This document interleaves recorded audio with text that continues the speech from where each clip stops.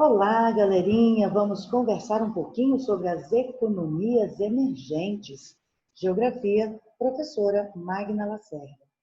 Em primeiro lugar, vamos entender qual é o sentido dessa expressão, economias emergentes ou mercados emergentes, quando ela foi cunhada e qual é o objetivo dessa expressão. Então, veja que o texto ele traz para nós o seguinte, que em 1981, esse termo ele foi cunhado com um objetivo. O objetivo era incentivar as sociedades financeiras a investir no mercado asiático. Então, vejam, existia algo específico no mercado asiático. Qual era a especificidade do mercado asiático nessa década de 80, a ponto de acontecer um fomento, um incentivo aos países desenvolvidos, né, as economias financeiras, a investirem nesse mercado asiático. Vamos entender o que estava acontecendo lá? Então, nós vamos ter que pensar aqui nos tigres asiáticos. Tigres asiáticos é uma denominação utilizada para qualificar um grupo de países da Ásia que apresentaram significativo desenvolvimento econômico a partir da década de 70. Então, nós temos aí os primeiros tigres: Taiwan, Singapura, Coreia do Sul e Hong Kong. Essa expressão tigre, ela faz referência aos atributos deste animal originário da Ásia, né, que são associados à figura dos países que buscam simbolizar essa sagacidade do animal, a agilidade do animal e o vigor desse animal, né? Então, essa agilidade, essa sagacidade, esse vigor foi alcançado por esses países na década de 80. Né? Elevados níveis de desenvolvimento industrial, econômico, social, marcaram a história econômica desses países. Então, havia então um incentivo ao investimento das economias dos países desenvolvidos nesses países que estavam emergindo aí como tigres asiáticos. Mas, meus queridos, lá pelos anos 2000, nós tivemos também os chamados novos tigres asiáticos. Esse termo, novos tigres asiáticos, é utilizado para designar o grupo de países de industrialização recente. E essas economias, obviamente, elas se desenvolveram, se expandiram exatamente a partir da expansão dos tigres, né, dos antigos, dos primeiros tigres. Então, uma característica importante é exatamente essa, a inserção do capital estrangeiro proveniente dos países desenvolvidos.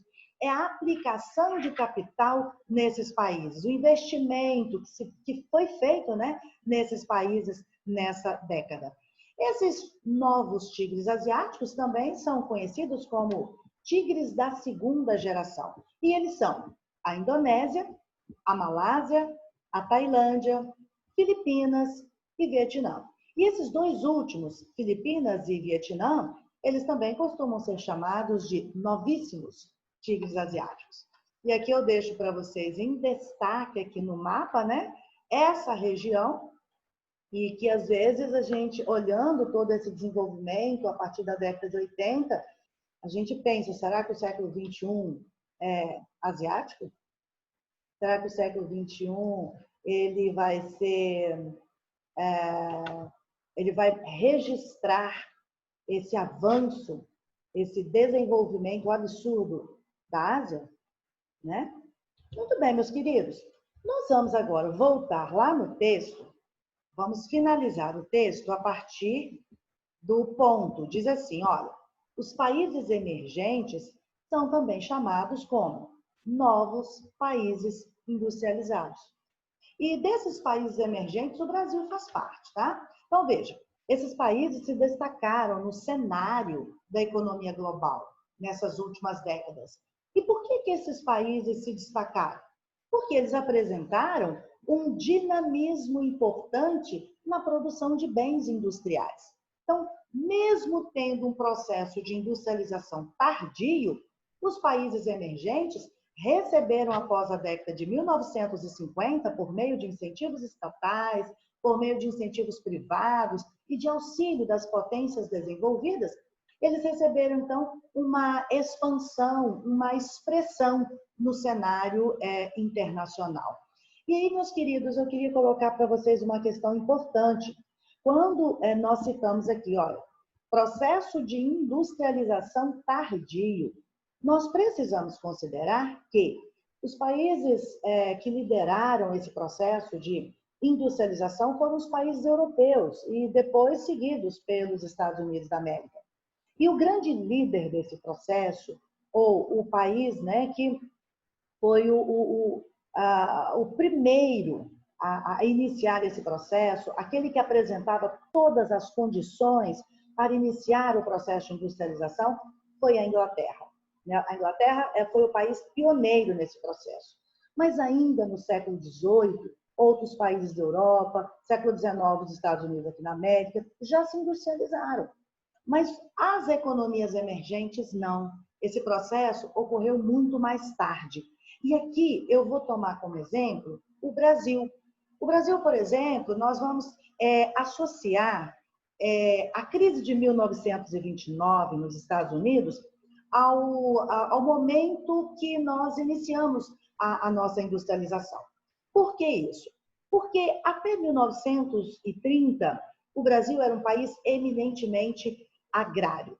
Ou seja, nós tínhamos aqui, nós sabemos do histórico, né, do desenvolvimento da agricultura no Brasil, conhecemos, por exemplo, aqui o ciclo da cana-de-açúcar, século XVI, XVII, depois nós tivemos século XVIII em diante, século XIX, nós tivemos o algodão, tivemos o café. E aí, dando uma paradinha no café, o café sustentou a nossa economia até 1930. Então, veja, o café era o produto principal da pauta de exportação brasileira. E quem era o nosso principal comprador? Os Estados Unidos da América. Mas agora, em 1929, quando eles entram em crise, que foi a crise conhecida como a queda da Bolsa de Valores de Nova York, ou crack de Nova York, então eles deixaram de comprar o nosso café. O resultado disso foi um acúmulo muito grande de café, né? O café ficou encalhado, sem saída, né? O governo precisou interferir na economia, interferir no processo, chegando, por exemplo, a queimar milhões de sacas de café no Brasil. Mesmo assim, nós precisamos encontrar um outro caminho. Então, aqueles agricultores que possuíam capital gerado pelo café, eles não tinham condições de investir em novos plantios de café. Então, eles investiram numa outra atividade. E essa outra atividade foi exatamente a indústria. Por isso, a gente faz essa ligação. O café, a crise dos Estados Unidos e a indústria no Brasil. No entanto, foi um processo de industrialização tardio, porque só iniciou a partir da década de 40, do século XX, no Brasil. Muito bem, meus amados. Então, vamos continuar aqui no texto. Quem são essas economias emergentes? Além do Brasil, que eu já citei para vocês, nós vamos citar aqui, existem outras economias, mas nós vamos citar aqui a China, a Índia, a Rússia, o Brasil, que eu já citei, e a África do Sul. Então, veja que eu tenho 5 países aí nesse momento. Além disso, como economias emergentes, nós temos os tigres asiáticos, que nós já conhecemos, né? Que é a Coreia do Sul, Taiwan, Singapura e Hong Kong.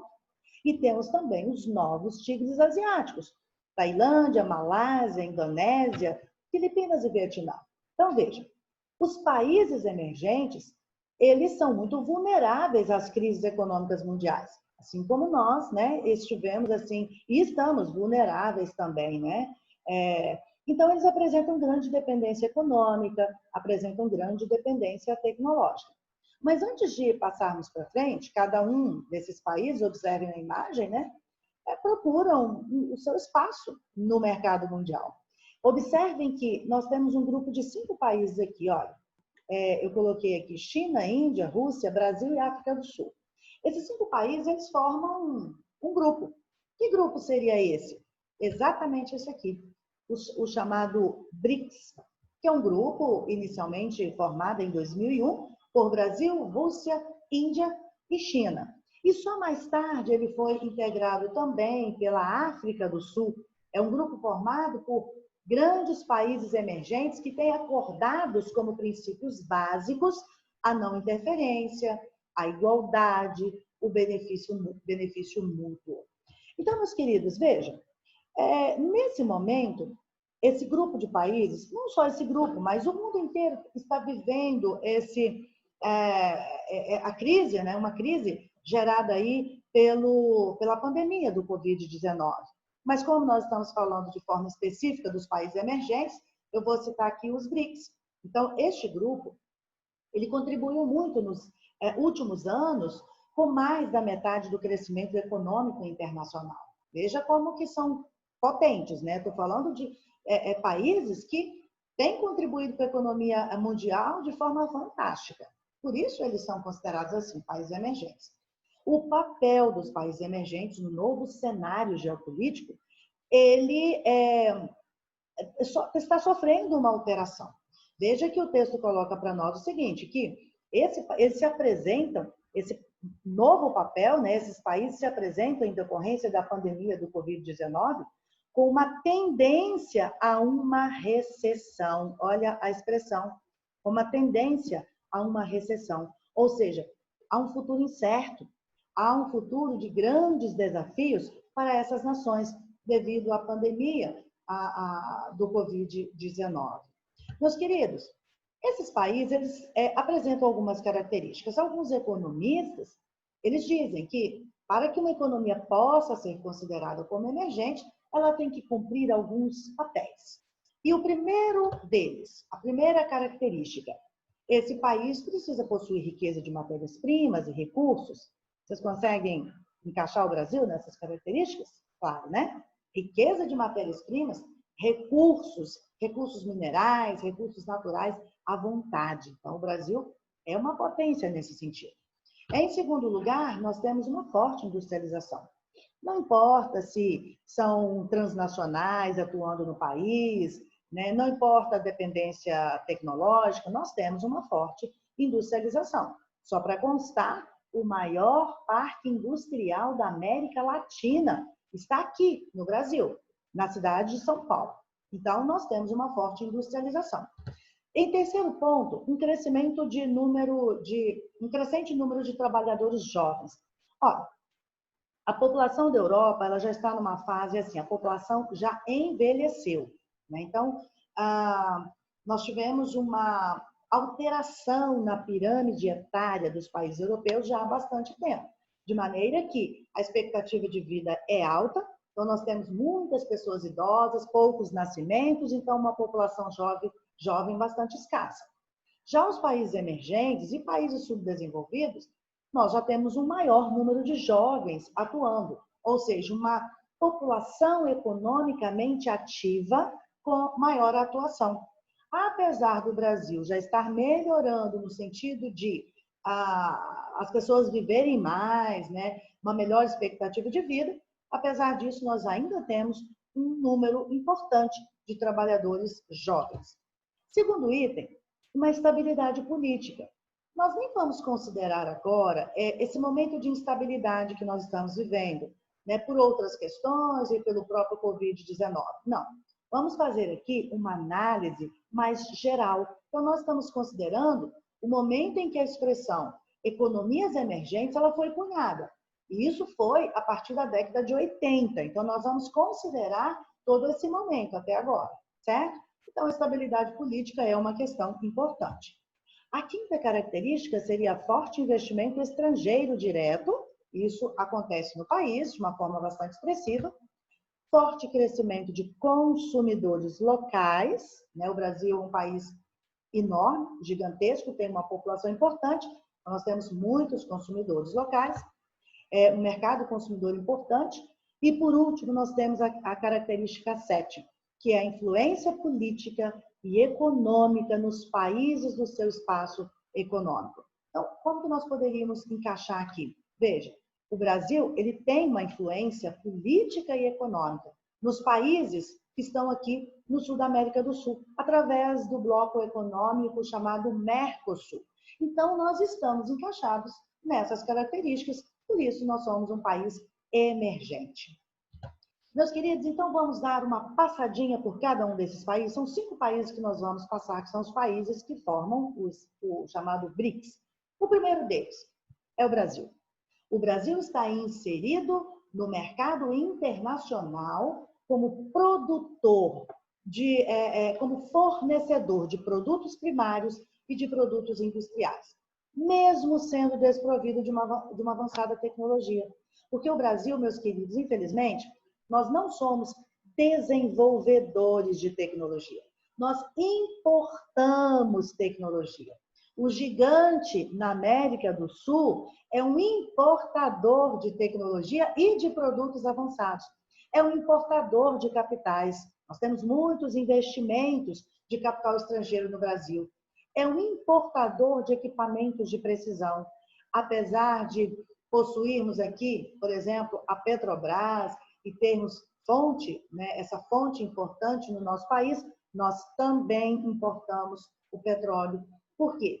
Porque nós não temos o total domínio de tecnologia voltada para o beneficiamento do nosso petróleo. Então, veja que a questão tecnológica é uma questão que gera independência dos países. Como nós não somos desenvolvedores de tecnologia, então nós somos também dependentes economicamente. Mas o Brasil, ele precisou pensar numa saída para dinamizar a sua economia. E ele, então, criou os chamados, eu deixei aqui em destaque para vocês, os chamados estoques reguladores. Esses estoques reguladores é normalmente utilizado em empresas com várias unidades, né? Várias unidades ou várias filiais, onde uma das unidades tem um estoque maior para suprir possíveis faltas em outras unidades. Então, essa é a política aí dos estoques reguladores. Muito bem, queridos. E o Brasil, nós conhecemos muito bem, né, gigantesco aqui na América do Sul, tem uma influência em todo o continente sul-americano, através do Mercosul, se destaca pela sua diversidade cultural. São 5 regiões no Brasil com uma diversidade cultural fantástica e, além disso, ele recebe esse status de emergente exatamente por causa das riquezas, dos recursos minerais, das riquezas e de toda essa biodiversidade que nós possuímos, certo? Vamos então agora para... aliás, voltando um pouquinho, antes de passarmos para o outro país, que seria a Rússia, eu deixei essa imagem aqui para caracterizar uma das questões terríveis que nós vivenciamos no Brasil e que é comum em todo o país emergente também ou em todo o país subdesenvolvido. Devido a uma total desigualdade econômica, uma desigualdade social, nós vivemos, assim, uma segregação social no país. Observe aqui que à minha direita eu tenho aqui uma imagem bastante representativa daqueles que são donos do capital, né? De uma classe, de um grupo de pessoas enriquecidas.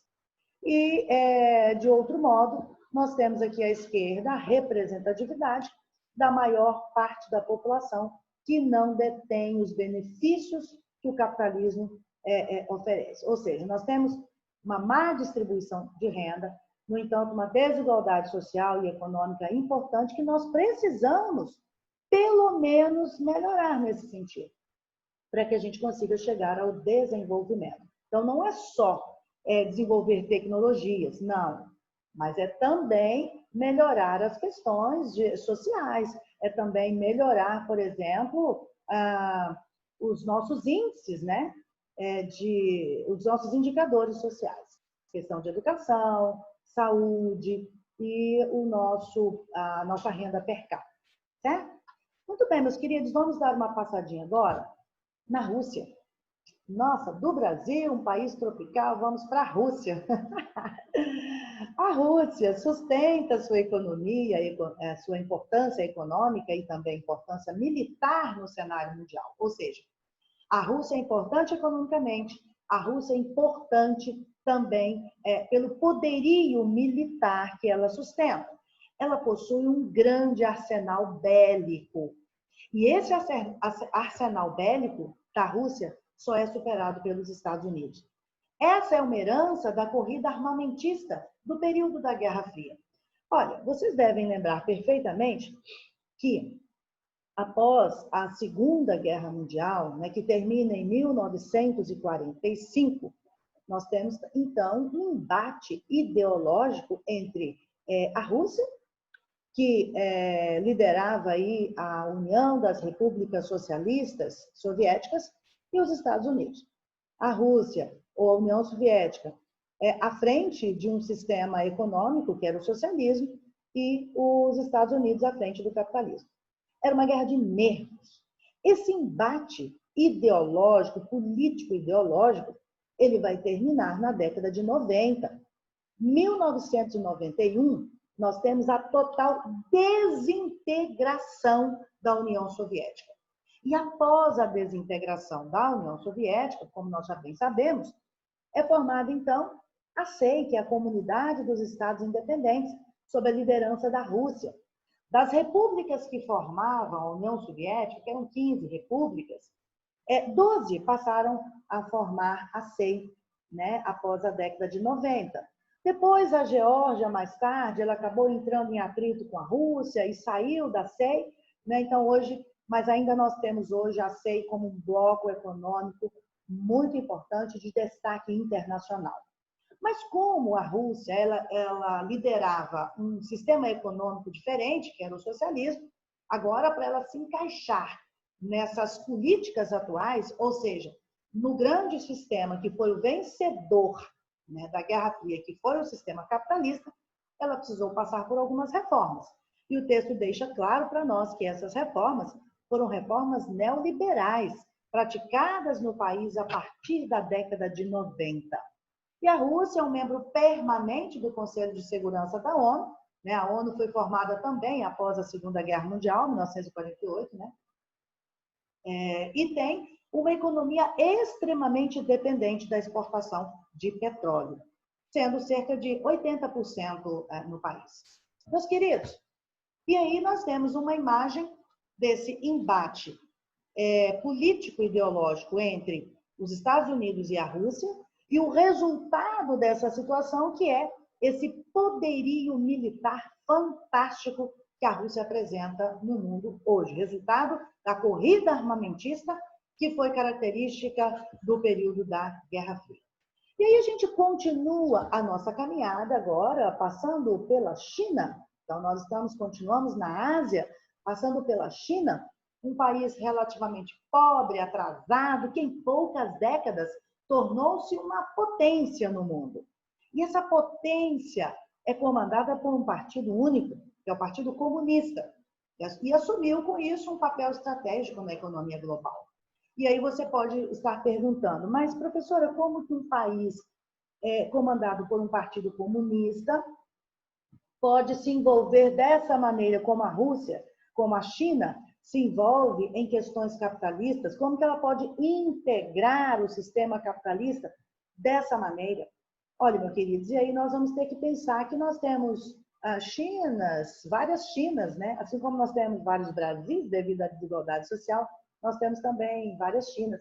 Você tem que pensar, por exemplo, no leste da China, você tem que pensar na China central, você tem que pensar no oeste da China, que são espaços com características econômicas muito diferentes.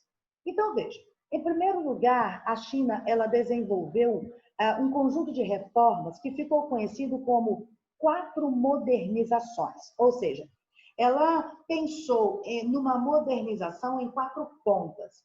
Primeiro, modernização agrícola, modernização na indústria, uma modernização na defesa e uma modernização voltada para a ciência e tecnologia. E com isso ela se coloca, então, entre uma das 106 grandes potências mundiais.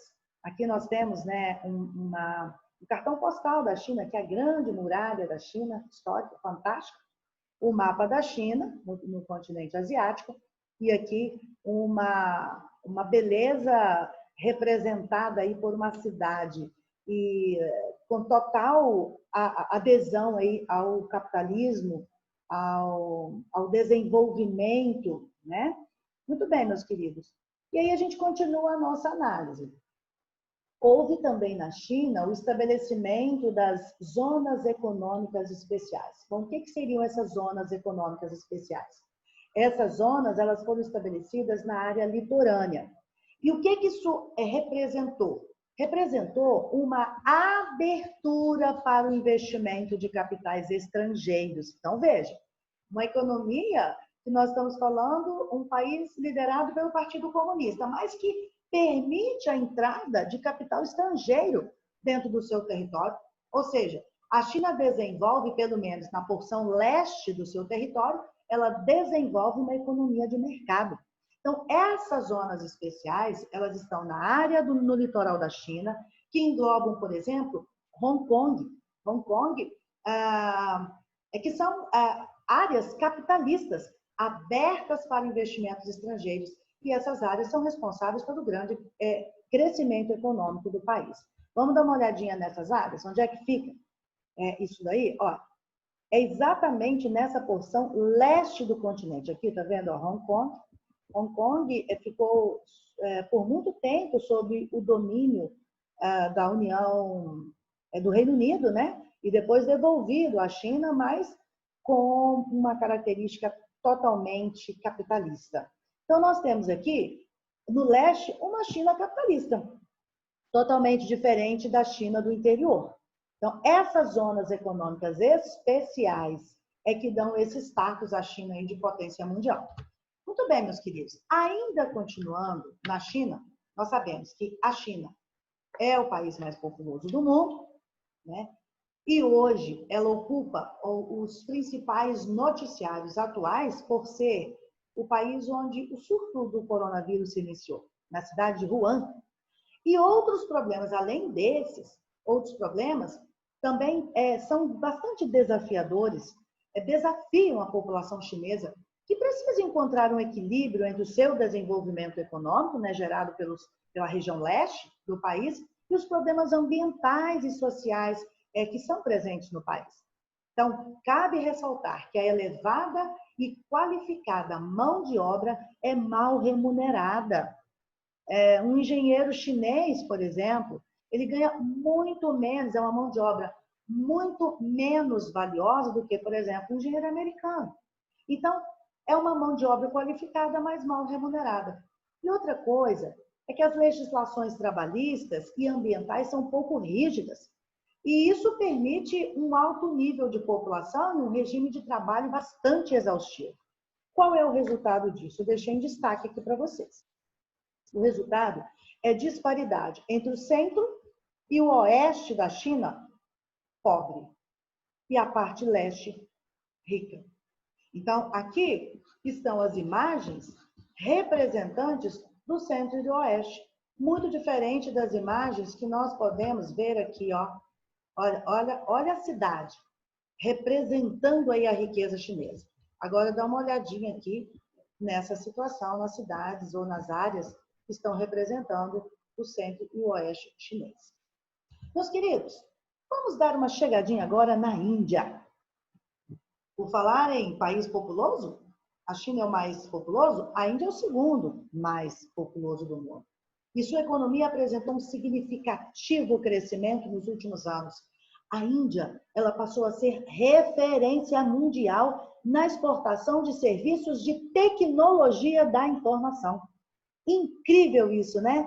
Um país emergente que apresenta uma população pobre no seu maior espaço geográfico aí, mas é um país que exporta serviços de tecnologia da informação. A Digital Índia, aí para representar a nossa fala. Uma cidade indiana chamada Bangalore, essa cidade é importante, é conhecida como a capital da tecnologia da informação. A partir da década de 90, a Índia, né, os povos indianos, eles ganharam o mercado internacional. E mesmo com incríveis contrastes sociais que nós já comentamos e que nós podemos perceber esses contrastes aqui, ó, veja, mesmo com esses contrastes sociais, nós temos aí uma das principais potências da atualidade. Meus queridos, e aqui nós temos também uma observação sobre a localização da Índia. A localização da Índia sempre foi favorável, sempre foi fantástica. Então, observe que a Índia, ela tem tranquilamente saída para o mar, ela está entre o continente asiático, está próxima aqui da grande importância que o Japão tem também aqui no Pacífico, e também ela está próxima de outros continentes, de outras áreas continentais, com saída para o mar. Então, a Índia sempre foi muito importante. Desde a época, né, das grandes navegações, quando os europeus chegaram, por exemplo, aqui ao sul da Índia, na cidade de Calicut, aqui ao sul da Índia, e aqui buscavam especiarias. Então, a Índia ela é historicamente importante para a economia mundial. Meus queridos, e por fim, nós vamos dar uma passadinha na África do Sul. A África do Sul, em 2010, passou a formar o BRICS, ou seja, ela entrou um pouquinho depois. E ela apresenta o menor PIB do grupo, o menor produto interno bruto do grupo. A sua economia é baseada no setor de indústria, agricultura e extrativismo, e é uma potência regional da África subsaariana e de todo o continente africano. Sua posição geográfica também é muito importante, é uma posição geográfica estratégica, né, no desenvolvimento econômico. E do ponto de vista étnico e cultural, ela possui uma significativa experiência em construir uma verdadeira sociedade democrática. Então, observem comigo uma situação. Nós temos aqui praticamente duas Áfricas, né? Então, aqui nós temos o maior deserto do mundo, que é o deserto do Saara, né? Com cerca de 7 milhões de quilômetros quadrados, e ele atravessa pelo menos 10 países no continente e divide o continente em duas partes distintas. Então, nós temos a África do Norte, né? Aqui em cima nós temos aquela região do Maghreb, né? Então, nós temos a África do Norte e nós temos a África do Sul. Aqui, ó, a África do Sul que eu estou falando não é o nome do país, eu estou me referindo à África que fica aqui abaixo do deserto do Saara, é a África subsaariana, né? Então, o deserto divide a África em duas Áfricas, né? A África do Norte é formada, então, por, olha aqui o ladinho aqui, o texto do lado, formado por Marrocos, Tunísia, Argélia, Líbia e Egito. E a África subsaariana, nós temos aqui Angola, Congo, Quênia, a África do Sul e os demais países do continente. Aqui a localização, né, do país, de uma forma mais específica, e os seus vizinhos, né? E o destaque aqui para o nosso super conhecido Nelson Mandela. Nelson Mandela, ele foi presidente da África do Sul, foi um grande líder na África Negra e foi também vencedor do Prêmio Nobel da Paz em 1993. Nelson Mandela, ele ficou conhecido como o pai da moderna nação sul-africana. Foi um grande líder no movimento contra... Foi um grande líder, né, no movimento contra o apartheid, que foi essa luta, né, contra a segregação racial na África. Então, daí o nosso salve aí ao grande Nelson Mandela. Muito bem, meus queridos. Para encerrar a nossa conversa, nós, então, vamos deixar aqui uma questão que esses países emergentes, todos eles têm um grande desafio pela frente. Vocês viram que são países que têm características, aquelas 7 características que nós apresentamos, mas todos eles têm um grande desafio pela frente, que é diminuir o quê? A desigualdade econômica e a desigualdade social entre os seus. Né? E esse olhar que nós temos aqui, né, para o tempo, para todo o processo de separação que existe nesses países, ele merece, então, uma atenção maior. Esse é o grande desafio dos países emergentes no mundo.